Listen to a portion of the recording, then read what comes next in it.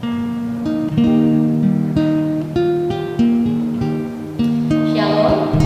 selamat malam kami ucapkan kepada seluruh jemaat GKP Tanjung Barat yang dikasihi oleh Tuhan Yesus Kristus. Kembali kita bertemu dalam kebaktian rumah tangga secara online. Pada hari ini, hari Rabu, tanggal 25 November 2020. Semoga kita semua tetap dalam keadaan sehat dan selalu dalam lindungan kasih Tuhan. Kebaktian kita pada malam hari ini akan dilayani oleh Ibu Pendeta Erna Demosti Buta yang pelayanannya juga didukung oleh penatua dan juga jemaat yang turut ambil bagian. Atas nama Majelis Jemaat, kami ucapkan terima kasih atas pelayanannya pada hari ini. Kiranya Tuhan Yesus Kristus memberkati. Tema renungan kita pada hari ini adalah mengenal Allah, membebaskan sesama manusia. Jemaat, marilah kita terus ambil bagian di dalam setiap ibadah kita, agar nama Tuhan dapat terus dipermuliakan. Tetap semangat dan terus berdoa agar wabah COVID-19 dapat berlalu. Tuhan Yesus adalah andalan hidup kita. Selamat beribadah, selamat bersekutu, dan selamat merasakan kehadiran Tuhan Yesus di tengah-tengah keluarga kita pada malam hari ini. Tuhan Yesus memberkati.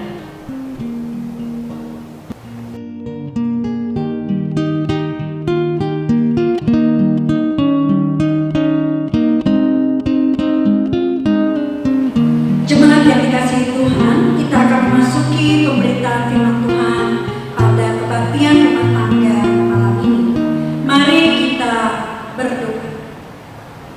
Bapa yang penuh kasih, kami mengucap syukur bahwa kami telah merayakan ulang tahun Gereja Kristen Pasundan, dan saat ini kami kembali memasuki minggu biasa, dan kami rindu di dalam hari-hari kami bersama dalam kehidupan, keluarga, pekerjaan, dan masyarakat.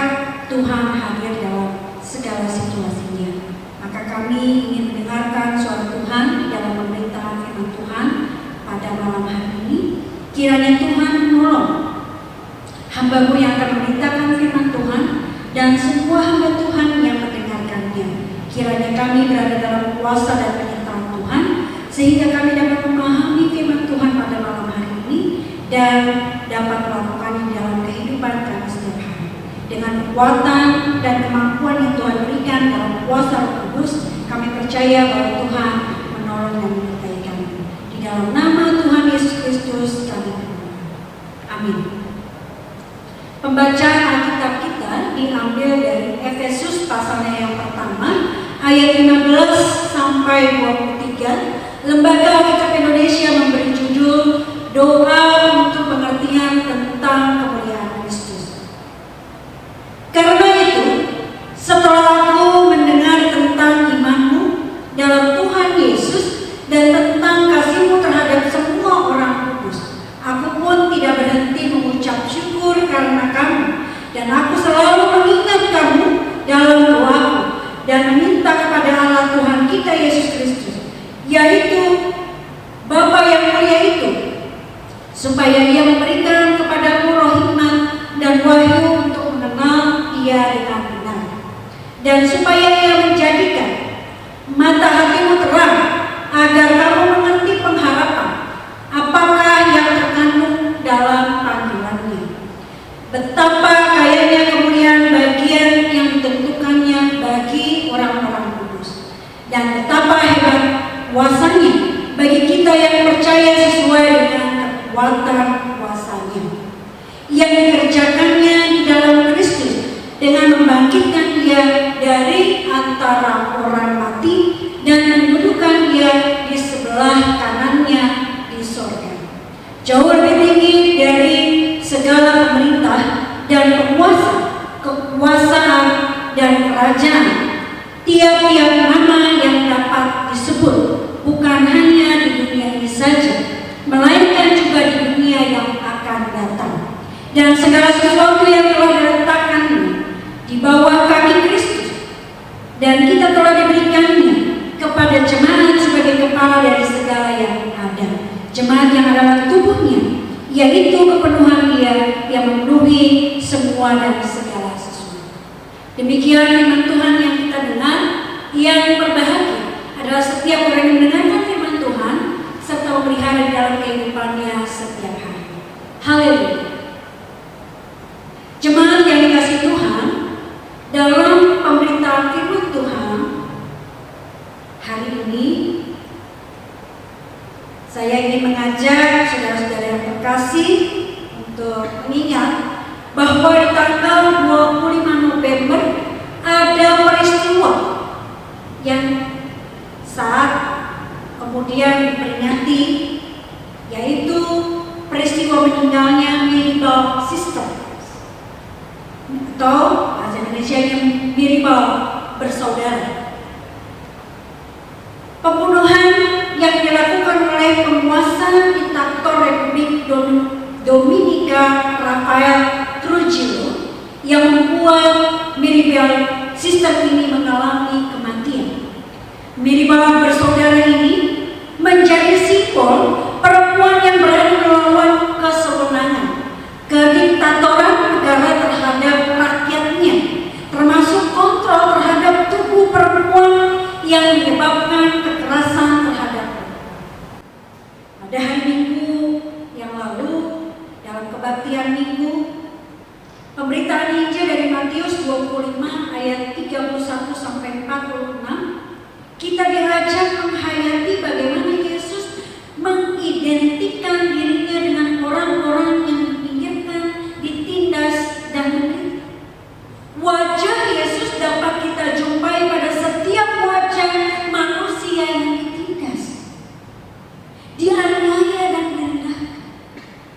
Wajah Yesus adalah wajah dari para korban kekerasan seksual yang ditindas dan diasingkan secara fisik, psikis, sosial, politik, dan spiritual. Kita diajak dalam pengenalan kepada Yesus bukan hanya dikenal sebagai pemimpin yang berkuasa, tapi juga Tuhan Yesus diidentifikasikan sebagai orang yang menderita secara fisik, psikis, sosial, politik, dan spiritual. Hal ini adalah hal yang penting yang harus dipahami dalam pembinaan iman kita dalam kehidupan bergereja. Pada bacaan yang kita baca hari ini merupakan refleksi dari apa yang ditulis oleh penulis Efesus di pasal 1 ayat 15 sampai 23, yaitu betapa pentingnya pengenalan Allah dan makna pemanggilan serta pemutusan Allah bagi para pengikut. Allah adalah Allah yang membebaskan, memulihkan manusia secara holistik, utuh, dan menyeluruh. Ia menghadirkan perubahan, mentransformasi sosial bagi. Dengan mengenal Allah, maka para pengikutnya dituntut untuk mewujudkan kasih kepada sesamanya dan mengupayakan perubahan atau transformasi sosial. Bapak Ibu Saudara, kita menyadari kita memiliki atau mewarisi budaya, tradisi, ajaran maupun penafsiran atas kitab suci yang seringkali membelenggu kaum yang lemah, terutama perempuan dan anak. Misalnya, Bapak Ibu Saudara, masih zaman saya kecil ada lagu yang begitu hits dan ditiru di mana-mana. Lihatlah tanda merah di pipi, bekas gambar tangan.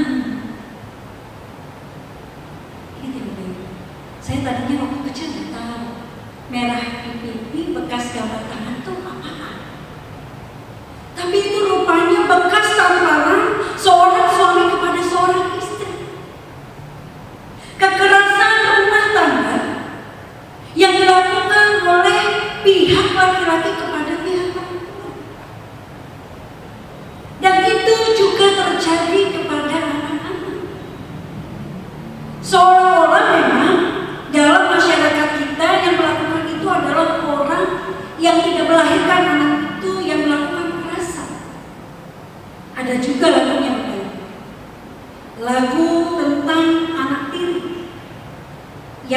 berpikir bahwa ibu tirinya hanya cinta kepada ayahnya, dan kalau ayahnya tidak ada, dia akan disiksa dan mengalami penderitaan. Tapi apakah demikian, Bapak Ibu Saudara? Ternyata tidak. Banyak anak yang lahir dari keluarga yang sama, dari ayah ibu yang sama, tapi dia mengalami nasib seperti seorang anak tiri. Situasi yang tragis. Apakah ini tidak terjadi bagi para laki-laki? Ternyata laki-laki juga ada yang berada dalam situasi yang sama, sebagai kaum lemah dan terpinggir. Ada banyak laki-laki yang kemudian mengalami pelecehan, bukan saja secara fisik, tetapi juga laki-laki yang mengalami pelecehan seksual.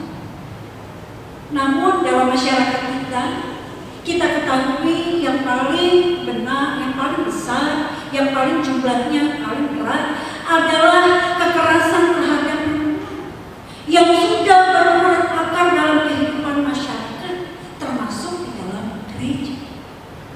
Karena itu muncul kebangkitan untuk membebaskan perempuan dari situasi tersebut. Oleh karena itu, seperti yang saya sebutkan tadi, bahwa tanggal 25 November dilakukan peringatan juga oleh gereja sebagai wujud pengenalan Allah dan kasih kepada sesama. Maka konteks kegiatan akan kita lakukan mulai tanggal 29 Oktober nanti, 16 hari anti kekerasan terhadap perempuan yang sering disingkat HAKTP. Maksudnya adalah gereja secara institusi dan lembaga dan individu perlu bergerak untuk menolong para korban kekerasan seksual dan yang mengalami penderitaan. Bapak Ibu Saudara yang terkasih, melalui pemerintahan Tuhan pada malam hari ini, kita diajak bersama-sama melakukan praktik baik atau best practices, atau juga praktik yang lain, yaitu pembelajaran lesson learn, untuk terlibat dalam upaya menghapus kekerasan terhadap perempuan dan kekerasan berbasis gender lain. Bapak Ibu yang terkasih dalam Tuhan Yesus Kristus, sejauh mana gereja memperhatikan bagian ini? Apakah kita sudah memasukkan ini ke dalam program pembinaan gereja? Apakah kita memasukkan bagian-bagian yang penting untuk meniadakan ketidakadilan gender dan berupaya bersama-sama mengkampanyekan untuk menghapuskan tindak kekerasan pada perempuan? Mari gereja diajak untuk menilik itu semua, Bapak Ibu Saudara. Apa sebutan kita kepada perempuan yang sudah menikah? Suami saya namanya, nama panggilannya Jaka. Tiba-tiba saya punya panggilan Ibu Jaka. Ada enggak kalau perempuan kemudian punya suami dibilang Bapak ya? Enggak ada. Memang sederhana, tapi itu mau mengatakan bahwa sekarang dia bukan miliknya lagi, bukan milik keluarganya lagi. Jadi kapan perempuan memiliki dirinya sendiri? Dan seringkali perempuan tidak memiliki dirinya sendiri. Maka sebenarnya sudah lama gereja Kesempasunan tidak lagi menyebut seseorang itu dengan nama suaminya, tetapi namanya sendiri. Mau menggambarkan bahwa dia punya nama, walaupun nama itu pun bukan dia dapatkan sendiri, orang tuanya yang memiliki. Dia tidak dicampurkan begitu saja. Ada banyak bagian dalam situasi kehidupan kita, seperti yang saya sebutkan tadi, mewarisi budaya, tradisi, ajaran, penafsiran atas kitab suci yang sering kali membelenggu kita ke dalam ketidakadilan gender, yang mengarah kepada tindak kekerasan terhadap perempuan. Yang kedua, sebagai individu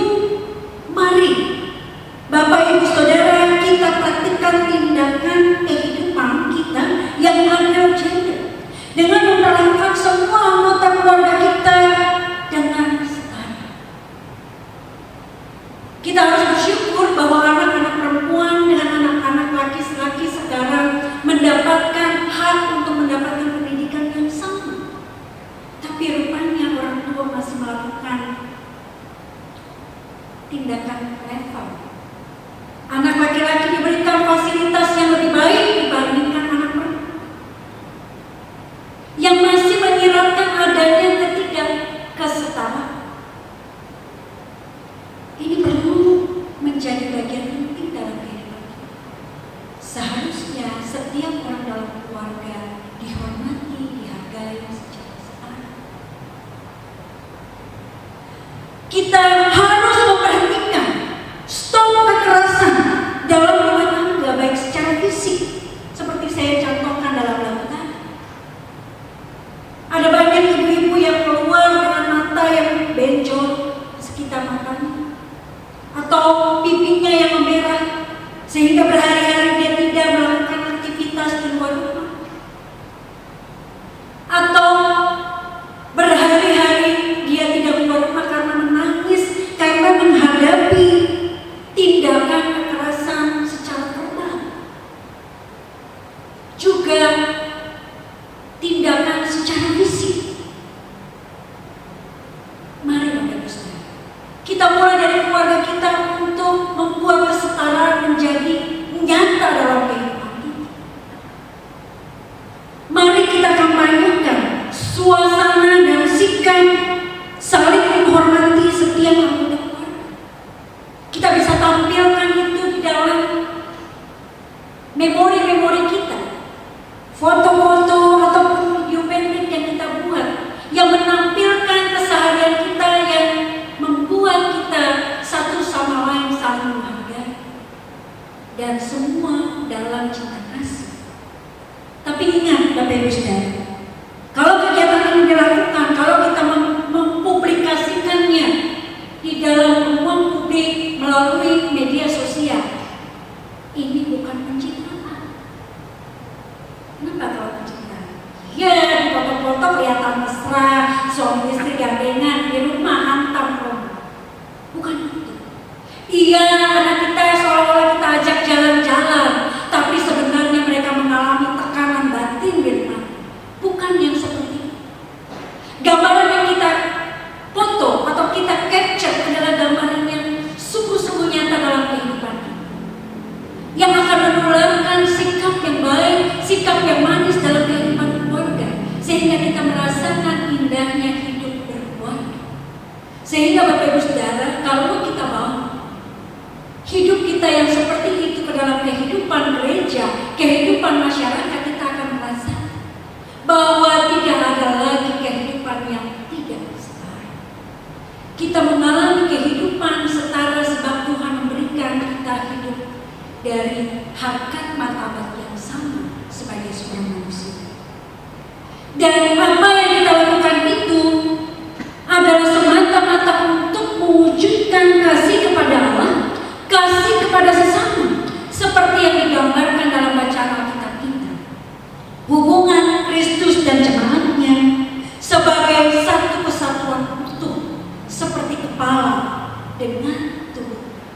Maka gereja disebut tubuh Kristus dan kepalanya adalah Kristus. Mari stop kekerasan dan kita hidup di dalam sukacita mengenal Allah, dan kita berani membebaskan sesama kita manusia dari segala bentuk penindasan dan kekerasan. Kiranya